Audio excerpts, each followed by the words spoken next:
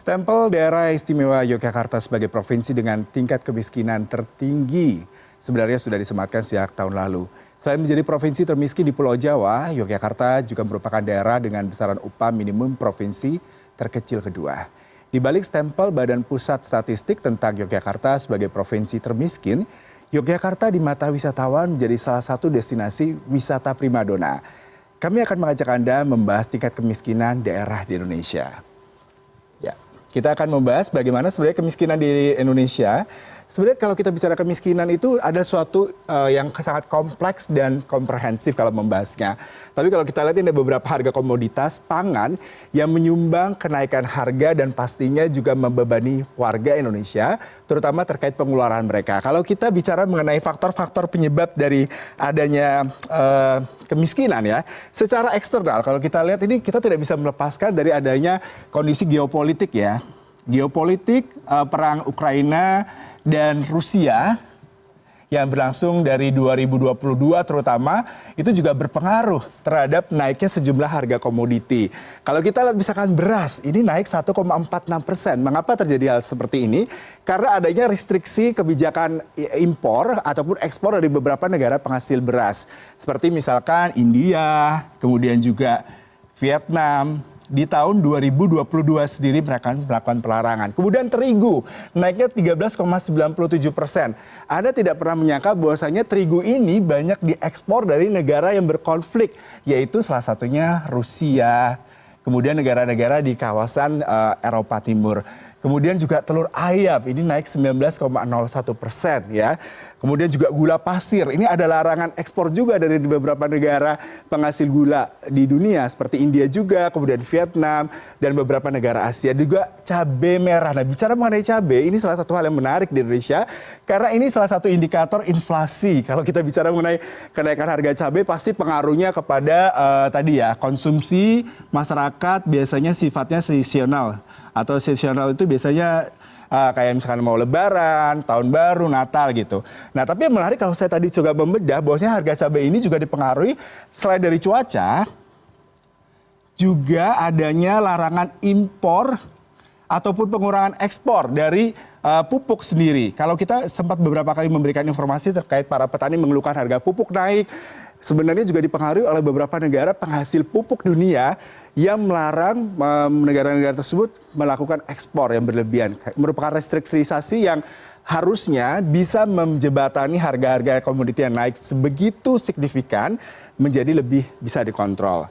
Kemudian juga kita tidak bisa melepaskan dari komoditas non-pangan. Nah ini salah satunya paling penting adalah BBM. Sepanjang 2022 harga minyak mentah ini melonjak cukup signifikan. Paling tinggi nih ya kalau saya bisa memberikan informasi di bulan Maret 2022 itu harga minyak mentah dunia bisa mencapai 130 USD per barrel. Ini jumlah yang paling tinggi dan sepanjang 2022 itu rata-rata kenaikannya dari 80 hingga 100 US dollar per barrel. Gede sekali ya, makanya pemerintah mulai menggap-menggap nih. Akibatnya kenaikan harga Pertalite 30,72%, solar juga naik 332,04%. Kemudian juga kontrak rumah, ini pastinya juga bersinggungan dengan bagaimana ketika kita melihat kondisi pada saat pandemi COVID-19, masyarakat banyak yang dirumahkan. Ya, masyarakat dirumahkan dan mereka tidak mampu untuk membayar kontrakan. Saya kasih flashback sedikit, kalau di Jakarta tahun 2020, 2021 banyak sekali kos-kosan kontrakan yang kosong karena banyak pegawainya yang dirumahkan atau kena PHK. Nah ini akibatnya ya mau nggak mau harus naik ya, karena mereka harus menjaga dari segi kayak tadi misalkan apartemen, kemudian rumah, mereka harus biaya maintenance, biaya listrik, air tetap harus dibayar, sementara penghuninya tidak ada. Kemudian juga LPG, ini juga terpengaruh dari masalah geopolitik. Rusia tidak mengekspor gas mereka ke negara-negara Eropa seperti ke Jerman misalkan. Akibatnya harga gas naik 1,58%. Tapi di sisi lain kenaikan sejumlah komoditi non-pangan ini juga berdampak positif karena Indonesia kebagian cuan dari batu bara. Kemudian juga kita bicara dengan minyak. Makanya kalau tadi dibilang pertumbuhan ekonomi kita di 2022 itu 5,3%, cukup signifikan karena ditopang oleh beberapa komoditas non pangan yang juga di satu sisi blessing from disguise buat Indonesia karena naik cukup signifikan.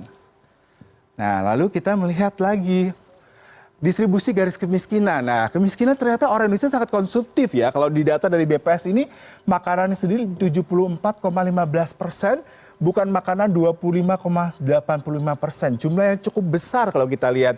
Memang ada yang mengatakan konsumsi dalam negeri kita itu adalah salah satu hal yang mendrive pertumbuhan ekonomi. Konsumsi nasional ini memang salah satu hal yang menjadi variabel positif terhadap pertumbuhan ekonomi yang mencapai 5,3% di 2022. Tetapi juga harus kita pertimbangkan makanan-makanan yang kita konsumsi rata-rata juga impor. Seperti tadi misalkan terigu, kemudian juga beras, ya, kemudian juga CPO atau minyak kelapa sawit sendiri itu rata-rata juga impor, akibatnya harga makanan naik. Kemudian juga tren daripada konsumsi masyarakat dengan sistem belanja online juga mempengaruhi konsumsi masyarakat terhadap makanan. Kalau pandemi, ingat 2020, 2021, ini orang-orang konsumsi makanan tinggi karena mereka banyak kena lockdown, tinggal di rumah dan mereka banyak online shopping maupun makanan online. Nah, bukan makanan cuma 25,85% karena masyarakat lebih mempertimbangkan tidak membeli pakaian, kebutuhan-kebutuhan tersier mereka tidak menjadi suatu parameter mengingat tadi mereka berusaha untuk bertahan hidup dengan pola konsumsi kemakanan di era pandemi. Nah, kita bicara tentang kemiskinan nih. Angka dari PPS sendiri di tahun 2021 bulan Maret 10,14%. Kalau kita konversikan di bulan September sepanjang tahun 2021 memang terkesan turun ya 9,71%. Tapi kalau kita lihat dari year on year-nya dari September hingga September 2022 ini naik. Nah, tapi yang menarik adalah kenapa bisa begitu? Misalnya kita lihat ini kenaikannya ini salah satu tadi faktornya. Salah satu faktornya geopolitik, kenaikan barang impor, kemudian juga perubahan perilaku masyarakat, kemudian juga kita melihat adanya faktor yang bersifat internal, cuaca, dan juga pemutusan hubungan kerja. Nah, kalau saya sedikit bisa memberikan informasi, faktor yang mempengaruhi kemiskinan ya di triwulan ini ekonomi melambat. Triwulan ketiga ekonomi kita melambat. Melambat nih ya. Kemudian kenapa bisa melambat? Ini salah satunya adalah upah buruh harian. Upah buruh tani harian itu turun. Turun sebesar 1,99%. Nah, ini kan kita lihat. Kemudian juga konsumsi rumah tangga. Konsumsi rumah tangga Indonesia itu turun nih. Sebesar 0,12 poin. Ini gede banget loh sebenarnya kalau ngomong seperti ini. Jadi sebenarnya beberapa hal tadi yang mempengaruhi bahwasanya semua ini terkesan seperti angka statistik yang turun secara signifikan, tapi 0,0 sekian persen angka kemiskinan kalau kita hitung secara statistik cukup besar gapnya dan ini merupakan salah satu hal yang harus diwaspadai oleh pemerintah. Nah, kemudian kita lihat nih kota-kota atau provinsi mana saja.